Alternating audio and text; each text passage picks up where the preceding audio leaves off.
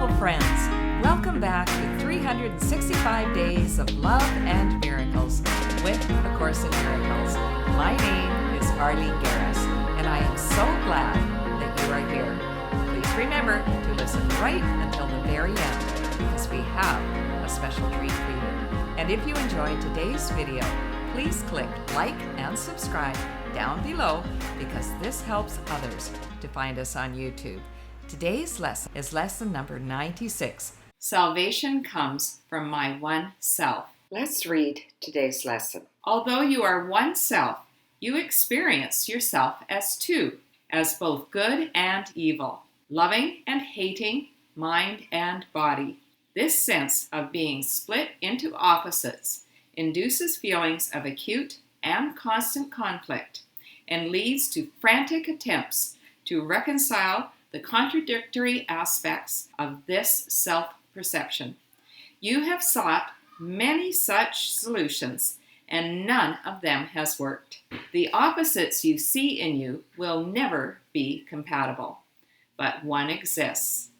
Let's talk about it. This conflict that we're talking about creates terrible pressure, anxiety, and depression. We have bought the lies of the world. Remember yesterday's lesson. I am only good, loving, and peaceful. Only spirit.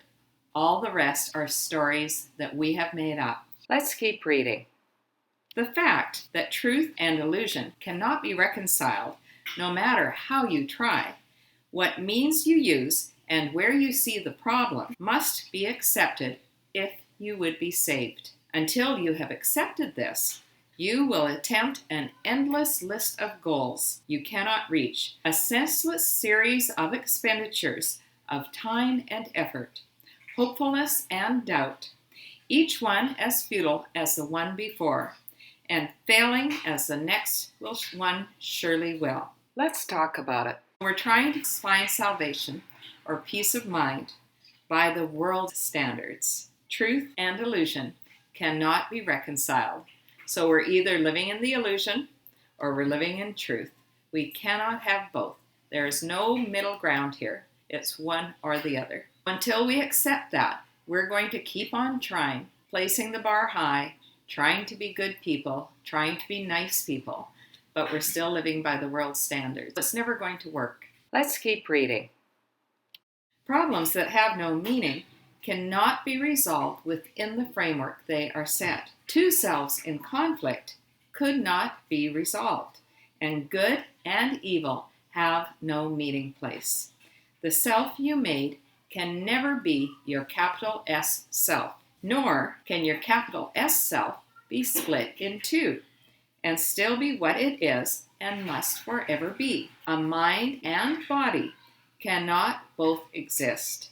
Make no attempt to reconcile the two, for one denies the other can be real. If you are physical, your mind is gone from your self-concept, for it has no place in which it could be really part of you. If you are spirit, then the body must be meaningless to your reality. Let's talk about it. Are we body or are we spirit? We cannot be both. There is no meeting ground. It tells us in the Course that we are not our body.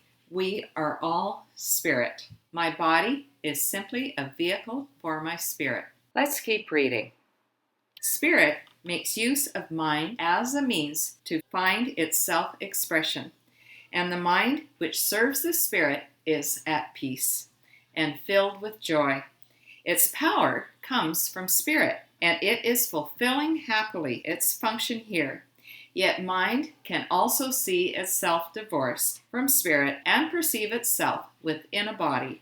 It confuses with itself. Without its function, then it has no peace, and happiness is alien to its thoughts. Let's talk about it. Here we're talking about spirit. Spirit makes use of minds as a means to find its self-expression. So through our mind, we are able to express our essence of love, our essence of peace. The mind which serves the spirit is at peace and filled with joy. That is who we are when we align ourselves with spirit. So, what is our function here? to do exactly this and share the message that we find here in A Course in Miracles. Without our function or without our purpose, there is no peace and no happiness. Let's keep reading. Yet mind, apart from spirit, cannot think. It has denied its source of strength and sees itself as helpless, weak, and limited. Dissociated from its function now, it thinks it is alone and separate, attacked by armies amassed against itself and hiding in the body's frail support. Now must it reconcile unlike with like, for this is what it thinks that it is for. If we are living in ego, we think that we are all separate little beings, and our main purpose is to somehow protect ourselves from all the other little beings that are running around out there. It doesn't work so well because we see ourselves as helpless, limited, and weak, and we're hiding in our bodies. What a beautiful thing to just forget about that poor old body. It's going to decay one day, but our spirit will live on. That's where we want to live, in our spirit. When we do that, we're free. We don't have to worry about those frail bodies. We can just feel strong and mighty in God's power. Let's keep reading. Waste no more time on this. Who can resolve the senseless conflicts which a dream presents? What could the resolution mean in truth? What purpose could it serve? What is it for? Salvation cannot make illusions real, nor solve a problem that does not exist. Perhaps you hope it can. Yet, would you have God's plan for the release of his dear Son bring pain to him and fail to set him free? Let's talk about it. Would we deny ourselves as God's child to be released from the pain of thinking that we're bodies, that we are bound by the frailty of the human body? Or would we set God's child free? I know what my answer is. Let's keep reading. Your self retains its thoughts, and they remain within your mind and in the mind of God. The Holy Spirit holds salvation in your mind and offers it the way to peace.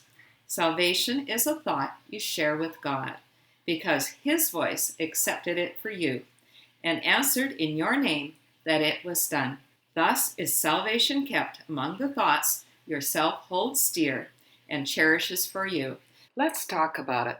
Salvation is the release from the ways of the world, thinking that we are small and puny in these little bodies. Salvation is the freedom and joy and peace that comes from accepting that we are spirit. Let's keep reading. We will attempt today to find this thought, whose presence in your mind is guaranteed by him who speaks to you from your one capital S self.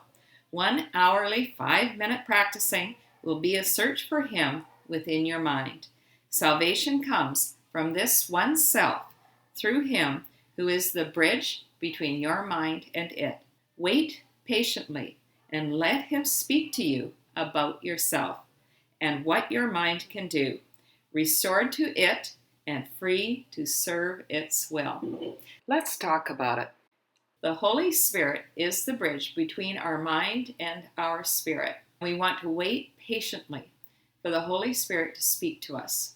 But we cannot hear it if we're rushing about and busy with all the things that we want to accomplish in our day. That is why the morning practice and the practice just before bed are so important. When we get in touch with our inner guide, the Holy Spirit, what would you like me to do today? How would you like me to live my life? I even ask the Holy Spirit, should I go shopping first or should I clean the house first? When I do that, it's the most remarkable thing because I have such peace. I don't have to be living the way that I used to, living in the body where I was distracted, wanting to maybe doing my grocery shopping, but feeling like I needed to hurry up and get home to do the cleaning. That's just one example. There are so many other ones. Should I sit and record a video or should I go and do the dishes? Should I phone a friend or should I sit down and write a blog? There are so many decisions in the day. And when I get in touch with my inner guide, I have that bridge between my mind and my spirit, and life just flows so much more smoothly. Let's keep reading.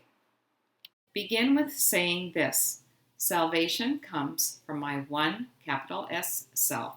Its thoughts are mine to use. Then seek its thoughts and claim them as your own.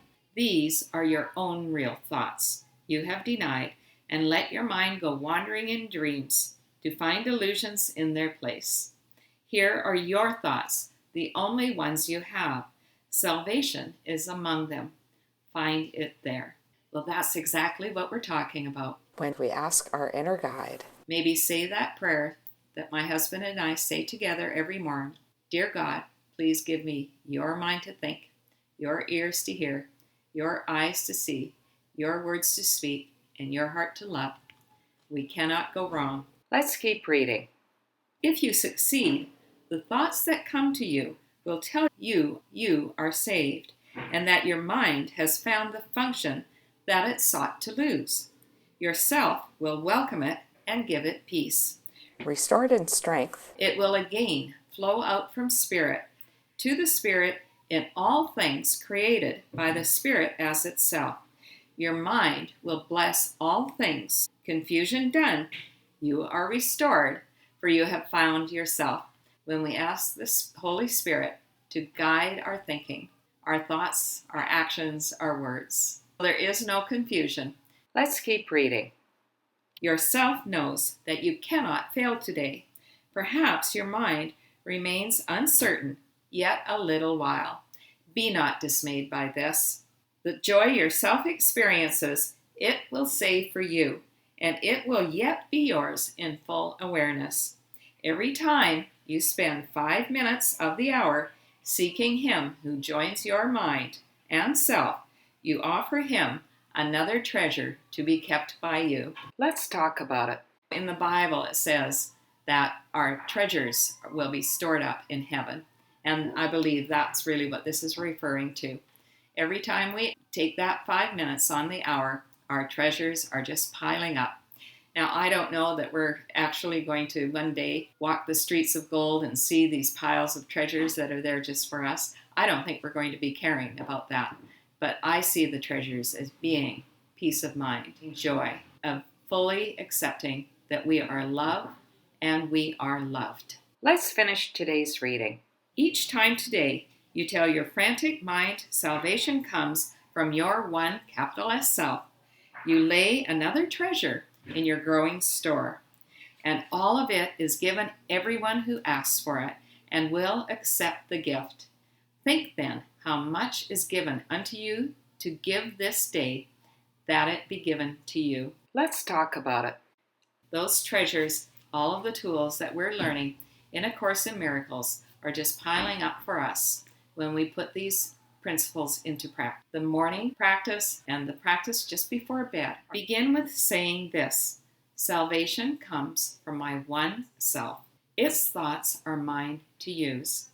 Then seek its thoughts and claim them as your own. We go inside and we ask the Holy Spirit to guide our thinking, our thoughts, our actions. We take that 5 minutes on the hour seeking Him, and we wait patiently for the Holy Spirit to speak to us.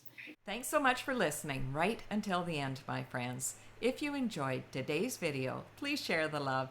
Tell others about these videos. Encourage them to start at lesson 1 and only do 1 lesson a day.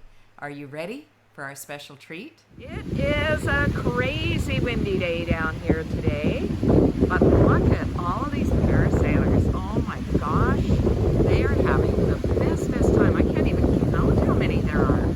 There are so many. Way out there, way out.